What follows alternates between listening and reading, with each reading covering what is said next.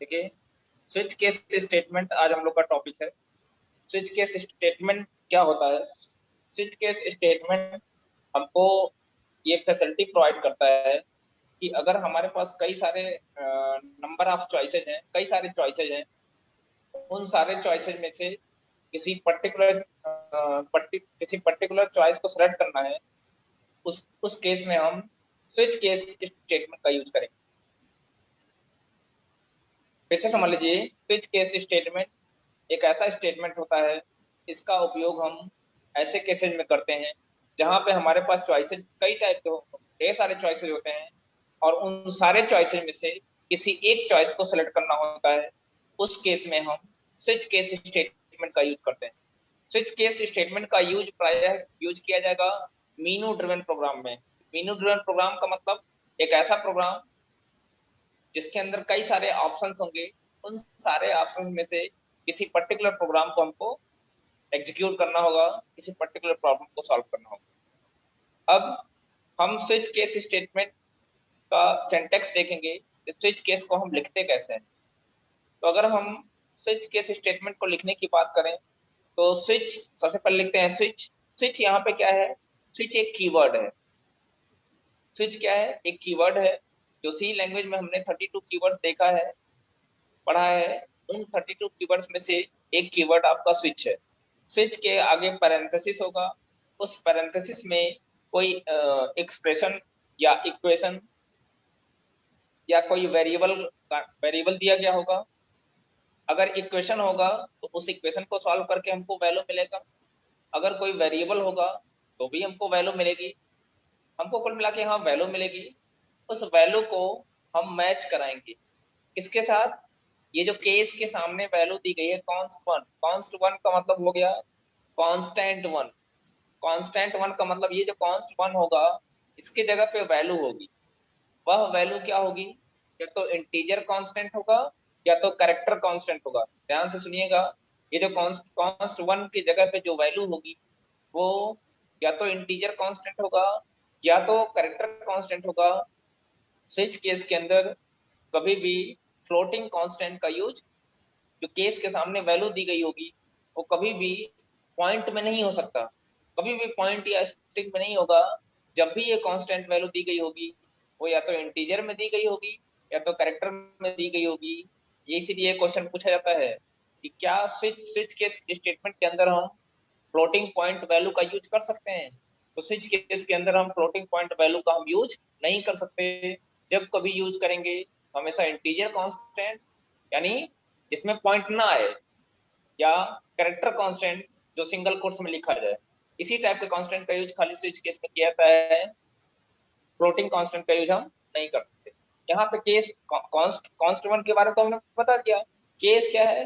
Case भी एक keyword है।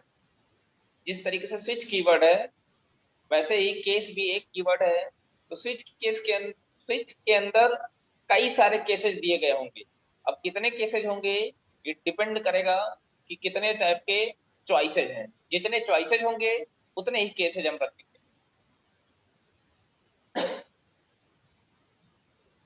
अब जितने भी केसेस होंगे उनके सामने कुछ ना कुछ कांस्टेंट वैल्यू होगी और उसके नीचे स्टेटमेंट लिखा गया होगा, वह स्टेटमेंट जिसको एग्जीक्यूट करना होगा। अब ध्यान दीजिएगा, अब यहाँ नीचे क्या है? नीचे एक ब्रेक ब्रेक लिखा गया है। ब्रेक के बारे में हम लोग लास्ट टाइम पढ़ा था, कल पढ़ा था कि ब्रेक क्या होता है। ब्रेक एक प्रकार का कीवर्ड होता है जिसका उपयोग या तो लूप की बॉडी या तो स्विच की बॉडी से बाहर आने के लिए किया जाता है। स्विच केस के अंदर ब्रेक कीवर्ड का यूज ऑप्शनल होता है। ऑप्शनल का मतलब यहाँ पे ये है कि हम ब्रेक कीवर्ड का यूज करें या ना करें वो यूजर के ऊपर डिपेंड करता है। अगर यूजर की इच्छा होगी तो करेगा, अदरवाइज नहीं करेगा। फिर देखिए केस है, इसके आगे कॉन्स्ट टू है। कॉन्स्ट टू का मतलब कांस्टेंट वैल्यू होगी। ये वैल्यू भी क्या होगी? या तो इंटीजर होगा या तो कैरेक्टर होगा। फिर स्टेटमेंट लिखा गया है। फिर const three, case constant three, फिर स्टेटमेंट। इस तरीके से हम कई सारे केसेस, मतलब जितने हमारे पास चॉइसेज होंगी हम उतने केसेज हम बना सकते हैं। इसमें देखिए एक और कीवर्ड आया है डिफॉल्ट। एक और कीवर्ड आया है डिफॉल्ट। ये डिफॉल्ट भी आपका ऑप्शनल होता है, ये भी हम यूज करें या ना करें, ये यूजर की मर्जी के ऊपर डिपेंड करता है, यूजर करेगा कि नहीं करेगा। डिफॉल्ट क्या है? डिफॉल्ट एक कीवर्ड है, जो 32 कीवर्ड्स हैं, उनमें से एक कीवर्ड आपका डिफॉल्ट भी है। फिर है अगर डिफॉल्ट, फिर उसके नीचे भी स्टेटमेंट दिया गया है, फिर ब्रेक कीवर्ड है, ठीक है, फिर स्विच की बॉडी क्लोज। अब देखिए कहीं कहीं हमने ब्रेक कीवर्ड का यूज किया है, कहीं कहीं हमने नहीं किया है, तो ये तो हमने पहले बता दिया कि ब्रेक कीवर्ड क्या होता है, ऑप्शनल होता है। अब ध्यान दीजिएगा, स्विच केस के अंदर जब भी यूज करना होगा तो एक ही डिफॉल्ट कीवर्ड, ऐसा नहीं कि हम ब्रेक को कई जगह लिख रहे हैं तो डिफॉल्ट को भी कई जगह लिखेंगे, ऐसा नहीं करेंगे। डिफॉल्ट एक ही जगह आएगा, अगर आना होगा तो आएगा, ये कंपलसरी नहीं है। डिफॉल्ट का लिखना कंपलसरी नहीं है, या डिफॉल्ट का यूज करना कंपलसरी नहीं है, ऑप्शनल है, लेकिन आएगा तो एक ही आएगा। लेकिन ब्रेक के केस में सब कुछ नहीं है, हम अपनी जरूरत के अकॉर्डिंग जितने ब्रेक लगाना चाहते हैं हम लगा सकते हैं। लेकिन ध्यान दीजिए, ब्रेक करता क्या है, या तो लूप की बॉडी से तो स्विच की बॉडी से बाहर करेगा। अब इसको, ये तो हम स्विच केस के अंदर जो टर्म आए थे हमने उनके बारे में जाना। अब हम यहाँ पे स्विच केस के अंदर स्विच केस देखेंगे, स्विच केस स्टेटमेंट वर्क कैसे करता है। जैसा कि मैंने बताया कि स्विच के अंदर एक्सप्रेशन दिया गया होगा, और इस एक्सप्रेशन को जब हम सॉल्व करेंगे तो हमको वैल्यू मिलेगी, उस वैल्यू को मैच कराया जाएगा। मैच कराया जाएगा किसके साथ? केस के सामने मौजूद जो कांस्टेंट वैल्यू होगी उस वैल्यू के साथ मैच कराएंगे। जिस केस के सामने की वैल्यू मैच करेगी उसी के नीचे का स्टेटमेंट एग्जीक्यूट करेगा।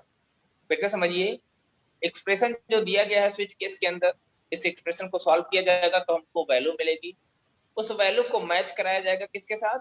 जितने भी केसेस स्विच केस के बॉडी के अंदर होंगे, हर केस के सामने जा जाके मैच कराया जाएगा। जिस केस के सामने की वैल्यू मैच करेगा उसके नीचे का स्टेटमेंट एग्जीक्यूट करेगा। अब थोड़ी देर के लिए मान लीजिए कि इस केस के सामने जो कांस्टेंट वैल्यू थी, ठीक है, ये मैच कर गया किसके साथ? इस एक्सप्रेशन पे आई वैल्यू के साथ, इससे मैच कर गया, तो होगा क्या? ये स्टेटमेंट एग्जीक्यूट कर जाएगा। और अगर हमने ब्रेक कीवर्ड का यूज किया हुआ है तो होगा क्या? इस स्टेटमेंट के बाद ब्रेक एग्जीक्यूट कर जाएगा, और ब्रेक अगर एग्जीक्यूट कर गया तो हमने बताया कि ये तुरंत स्विच की बॉडी से बाहर कर देगा। इसका मतलब ये हो गया कि बाकी के नीचे के स्टेटमेंट एग्जीक्यूट नहीं होने पाएंगे। अब अगर इन केस अगर ब्रेक नहीं होता, क्योंकि ऑप्शनल है, हम यूज करें या ना करें हमारे ऊपर डिपेंड करता है, तो उस केस में होगा क्या कि जिस केस के सामने की वैल्यू मैच किया है, जिस केस के सामने की वैल्यू एक्सप्रेशन की वैल्यू से मैच किया है, उसके नीचे का स्टेटमेंट तो एग्जीक्यूट होगा ही होगा। इसके साथ साथ अगर ब्रेक नहीं है तो उसके नीचे जितने केसेज होंगे सबके स्टेटमेंट वन बाय वन करके एग्जीक्यूट कर जाएंगे, सारे के सारे स्टेटमेंट। इवन इवन जो डिफॉल्ट के नीचे, अगर डिफॉल्ट होगा उसके नीचे भी जो स्टेटमेंट दिया गया होगा वो स्टेटमेंट भी एग्जीक्यूट कर जाएगा। कब? जब स्विच की बॉडी के अंदर कहीं ब्रेक नहीं मिलेगा। तो इस तरीके से हमारा स्विच केस वर्क करता है। अब अगर मान लीजिए डिफॉल्ट है, ये तो हो गया ना कि अगर किसी केस के सामने की दी गई वैल्यू से मैच कर गया। अगर इन केस वैल्यू मैच ही नहीं करता है, यहाँ पे जो वैल्यू आया और स्विच के अंदर जितने केसेस थे उनके सामने मैच उनके सामने मौजूद वैल्यू से किसी वैल्यू से मैच नहीं किया, तो उस केस में होगा क्या? अगर स्विच केस के अंदर डिफॉल्ट स्टेटमेंट होगा, अगर स्विच केस के अंदर डिफॉल्ट स्टेटमेंट का यूज किया गया होगा, उस केस में डिफॉल्ट के नीचे जो स्टेटमेंट दिया गया होगा वो एग्जीक्यूट करेगा। कब? जब स्विच केस के अंदर मौजूद जितने भी केसेज होंगे, केस के सामने जो वैल्यू दी गई होगी वो मैच नहीं करेगा किसके साथ? स्विच के एक्सप्रेशन से प्राप्त की गई वैल्यू के साथ अगर मैच नहीं करता है तो उस केस में, अगर स्विच केस के अंदर डिफॉल्ट स्टेटमेंट का यूज किया गया होगा तो डिफॉल्ट के नीचे वाला स्टेटमेंट एग्जीक्यूट करेगा।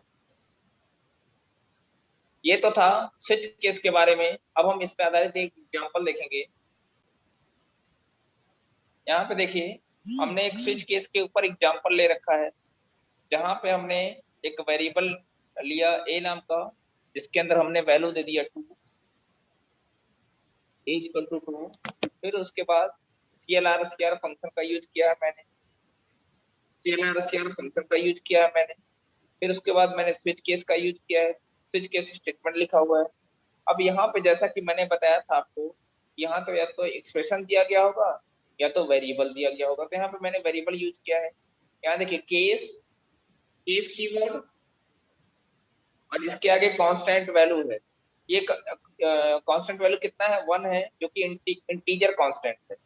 फिर उसके नीचे स्टेटमेंट लिखा गया है printf I am from case 2, मैं इसको 1 कर देता हूँ।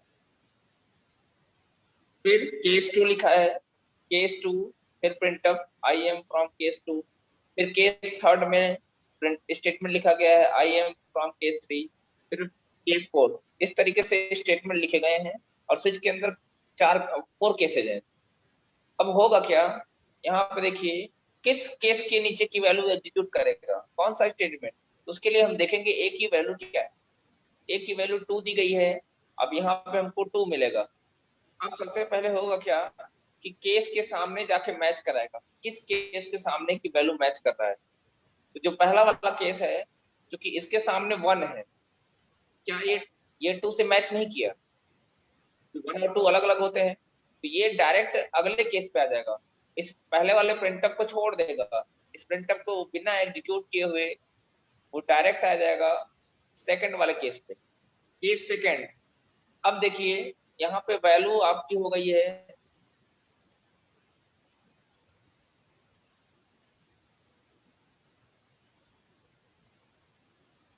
वैल्यू आपकी हो गई है 2 मिल गया। तो अब इस प्रिंटफ को एग्जीक्यूट करेगा। प्रिंटफ को एग्जीक्यूट करने का मतलब ये हो गया कि प्रिंट करेगा I am from case 2।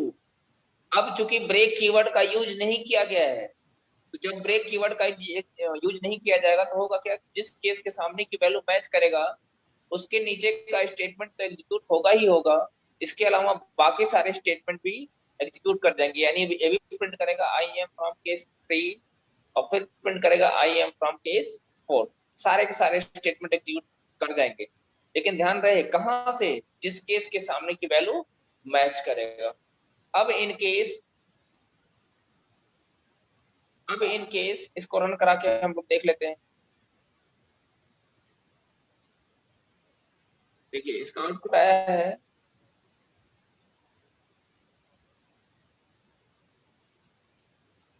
I am from case 2, I am from case 3, I am from case 4। अब इसमें देखिए जो लास्ट वाला है, पहला वाला case I am from case first, ये इसका आउटपुट वो स्टेटमेंट एग्जीक्यूट नहीं किया। क्यों? क्योंकि हमने बताया कि जिस केस के सामने की वैल्यू मैच करेगा उसी के नीचे का स्टेटमेंट एग्जीक्यूट करेगा। जब स्टेटमेंट एक बार एग्जीक्यूट कर गया तो अगर उसके नीचे और भी केसेज हैं और हमने ब्रेक की और उन केसेज के साथ हमने स्टेटमेंट को ऐड कर रखा है, तो होगा क्या, अगर ब्रेक कीवर्ड का यूज हमने नहीं किया है तो सारे सारे स्टेटमेंट एग्जीक्यूट कर जाएंगे, लेकिन अगर ब्रेक होगा तो सिर्फ वही स्टेटमेंट एग्जीक्यूट करेगा। अभी उस पर आधारित एक एग्जांपल हम कर लेंगे।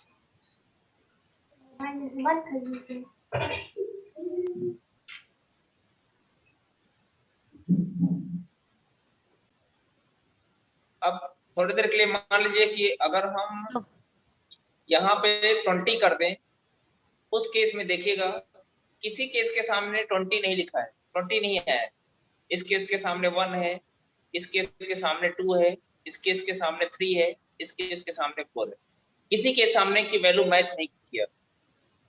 तो उस केस में अगर स्विच केस के अंदर डिफॉल्ट होता, अगर डिफॉल्ट होता, क्योंकि डिफॉल्ट भी ऑप्शनल है, हम उसका यूज करेंगे या नहीं करेंगे वो हमारे ऊपर डिपेंड कर रहा है। अब अगर डिफॉल्ट होता तो डिफॉल्ट के नीचे का स्टेटमेंट एग्जीक्यूट करता। अब चूंकि डिफॉल्ट नहीं है इसलिए इसका जो आउटपुट आएगा वो ब्लैंक स्क्रीन आएगा। क्यों? क्योंकि किसी केस के सामने की वैल्यू मैच नहीं किया। लेकिन अगर इन केस यहाँ पे, अच्छा डिफॉल्ट इसी सिचुएशन में हम यूज करते हैं, इसी सिचुएशन को टैकल करने के लिए कि जब कोई केस के सामने की वैल्यू मैच नहीं करेगा उस केस में डिफॉल्ट वाला स्टेटमेंट एग्जीक्यूट कर जाएगा, I am from case default. अब इस केस में जब यहाँ पे 20 मैंने कर दिया इस केस में सिर्फ और सिर्फ आउटपुट क्या आएगा, I am from case default, क्योंकि और बाकी केस के सामने की वैल्यू मैच नहीं किया। एक तो ये सिचुएशन हो गया। अब एक ऐसा भी हो सकता है कि अगर इन केस यहाँ पे टू ही था और सब जगह मैंने ब्रेक कीवर्ड का यूज कर लिया, हर केस के स्टेटमेंट के बाद मैंने ब्रेक कीवर्ड अगर यूज कर लिया इस तरीके से, तो क्या होगा,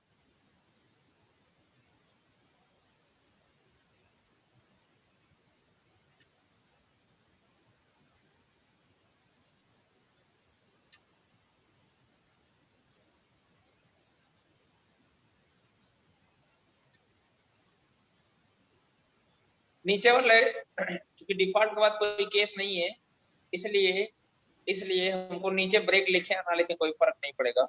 अब इस केस में देखिए ए की वैल्यू 2 है, तो इस केस के सामने 2 है, मैच कर गया। दूसरे वाले केस में प्रिंट करेगा आई एम फ्रॉम केस 2, उसके बाद ये ब्रेक कीवर्ड एग्जीक्यूट कर जाएगा। तो ब्रेक कीवर्ड जैसे एग्जीक्यूट कर देगा हमको स्विच की बॉडी से बाहर कर देगा, यानी सिर्फ और सिर्फ कौन सा स्टेटमेंट एग्जीक्यूट किया, सिर्फ केस 2 वाला स्टेटमेंट एग्जीक्यूट किया, बाकी सारे स्टेटमेंट एग्जीक्यूट नहीं किए। इस तरीके से स्विच केस हमारा वर्क करता है। और जैसा कि मैंने बताया है, इसका यूज इसका यूज किया जाएगा मेनू ड्रिवन प्रोग्राम में, जहाँ पे हमारे पास कई सारे चॉइसेस होंगे, उन सारे चॉइसेस में से किसी एक चॉइस को हमको सेलेक्ट करना होगा। ये था स्विच केस के बारे में।